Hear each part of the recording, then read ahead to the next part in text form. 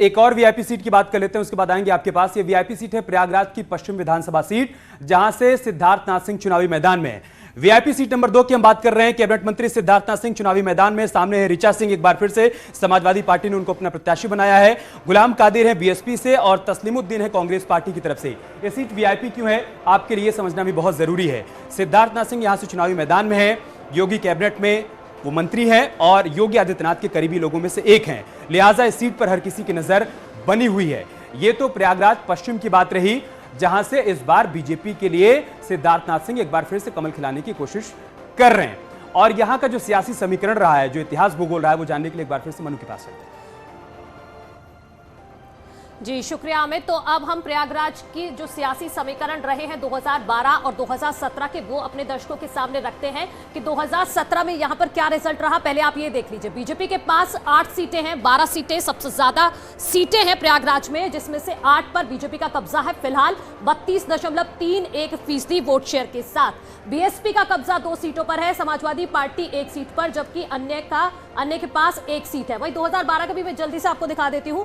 2012 के रिजल्ट ये कहते हैं कि देखिए, समाजवादी पार्टी 8 सीटों पर यहां कब्जा जमाया था 2012 में, और बीएसपी के पास 3, कांग्रेस के पास 1, ये बीजेपी के पास 0। ये समझिए आपकी बीजेपी के पास 0 थी 2012 में, लेकिन बीजेपी ने एक बड़ा उलटफेर किया 2017 में और बीजेपी ने 8 सीटों पर यहां पर कब्जा जमाया। समाजवादी पार्टी के पास 1 है, लेकिन इस बार मुकाबला सीधे सीधे ज्यादातर सीटों पर बीजेपी वर्सेस समाजवादी पार्टी दिख रहा है, जो 2017 में समाजवादी पार्टी के पास सिर्फ 1 सीट थी। अमित, 2012 में जो नतीजे थे 2017 में एकदम से उलट हो गए। यहां पर एनडीए गठबंधन को 9 सीटें मिली थी।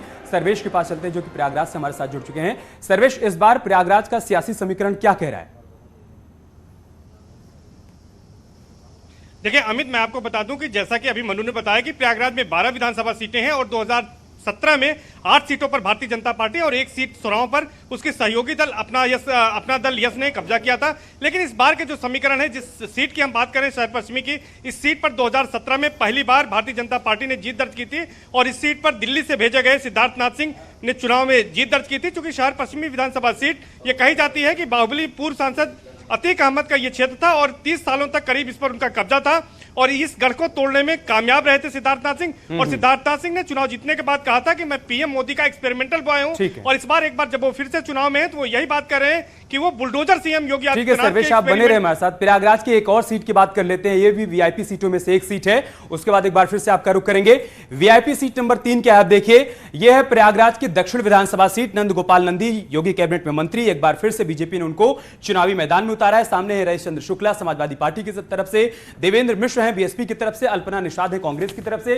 सीट वीआईपी को है, आप सभी लोग जानते हैं, लेकिन एक बार फिर से हम आपको समझाते हैं कि इस सीट का समीकरण क्या है और यह सीट वीआईपी सीट कैसे बन गई। नंद गोपाल नंदी कभी बीएसपी में हुआ करते थे, मायावती की सरकार में भी मंत्री थे और 2017 में जब बीजेपी में शामिल हुए, जीत कर आए और इनको योगी कैबिनेट में शामिल किया गया, मंत्री बने। सर्वेश के पास एक बार फिर से चलते हैं। सर्वेश, दक्षिण सीट का समीकरण बताइए जल्दी से।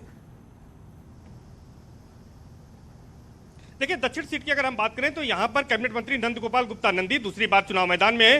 हालांकि जैसा आपने बताया कि वो बसपा से लेकर कांग्रेस के बाद भाजपा में शामिल हो चुके हैं। हालांकि उनका अपना एक अलग वोट बैंक है, वो लोगों के बीच जाते रहते हैं और तमाम उन्होंने विकास कार्य भी किए हैं। इस सीट पर जो उनकी लड़ाई है वो समाजवादी पार्टी के साथ ही साथ जो कांग्रेस की प्रत्याशी है उनके साथ भी है। तो कुल मिलाकर यहाँ पर त्रिकोणीय लड़ाई देखी जा रही है। लेकिन उनका पलड़ा इसलिए भारी है क्योंकि वहां पर बड़ी संख्या में जो वैश्य वोट बैंक है वो उनके साथ है, इसके साथ साथ ब्राह्मण मतदाता भी बड़ी संख्या में है। तो कुल मिलाकर कैबिनेट मंत्री नंद गोपाल गुप्ता नंदी का भी अपना अलग वोट बैंक है, वो लोगों के बीच रहते हैं। तो इसलिए ज्यादा मुश्किल यहां पर बीजेपी को नहीं होने वाली है और यह कह सकते हैं कि त्रिकोणीय मुकाबले में भी नंद गोपाल गुप्ता नंदी और प्रत्याशियों से काफी आगे हैं। और वीआईपी सीट यह इसलिए है क्योंकि कैबिनेट मंत्री हैं नंद गोपाल गुप्ता नंदी और बसपा सरकार के बाद उन्होंने भाजपा सरकार में भी उन्हें मंत्री बनाया गया था और उनको अहम विभागों की जिम्मेदारी दी गई थी और सीएम योगी आदित्यनाथ के भी करीबी माने जाते हैं। जी ठीक है सर्वेश, आप बने रहे हमारे साथ। प्रयागराज की एक और वीआईपी सीट की बात करते हैं। यह सीट है Phulpur VIP seat.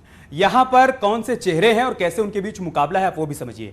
Praveen Singh Patel BJP गठबंधन की तरफ से चुनावी मैदान में, सामने मुस्तफा सिद्दीकी समाजवादी पार्टी गठबंधन की तरफ से, राम तौलन यादव है बीएसपी की तरफ से और सिद्धनाथ मौर्य है कांग्रेस की तरफ से। ये सीट वीआईपी कैसे सीट बन जाती है, आप ये भी समझिए। मुस्तफा सिद्दीकी प्रत्याशी है समाजवादी पार्टी से और ये पहले बीएसपी में हुआ करते थे, सिटिंग एमएलए थे और इस बार वो समाजवादी पार्टी के टिकट पर चुनावी मैदान में है। इस वजह से सीट इस बार वीआईपी सीट बन जाती है। यह है फूलपुर का सियासी समीकरण।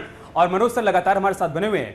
मनोज जी, 2012 में समाजवादी पार्टी के पक्ष में गया था प्रयागराज का रिजल्ट, और 2017 में रिजल्ट चला गया था भारतीय जनता पार्टी के पक्ष में। 2022 में क्या तस्वीर आप समझ पा रहे हैं? देखिए, ये पेंडुलम है जो कि बीजेपी 0 से 8 अगर स्विंग कर सकती है, तो इसमें टर्मिनेटर, मोदी के टर्मिनेटर सिद्धार्थनाथ सिंह नहीं, इसमें जो टर्मिनेटर होती है वो जनता होती है। वो आपको 0 से 8/12 पहुंचा देगी, 8/12 से वो कहीं भी पहुंचा सकती है। तो मेनली हम लोग आकलन तब कर पाएंगे जबकि हमको फाइनली 6 बजे कल वोट परसेंटेज दिखाई दे जाएगी। अगर वो पिछली बार से ज्यादा है तो बीजेपी के लिए खुशी की बात है, अगर नहीं और काफी 1-2-3% कम है तो चिंता का विषय है। पिछले नतीजे से, मतलब 2017 के नतीजे से हम कोई आकलन नहीं कर सकते, क्योंकि मतलब 12 का कोई नतीजा 17 का उल्टा नतीजा, इसका मतलब पलटने की संभावना हमेशा रहती है।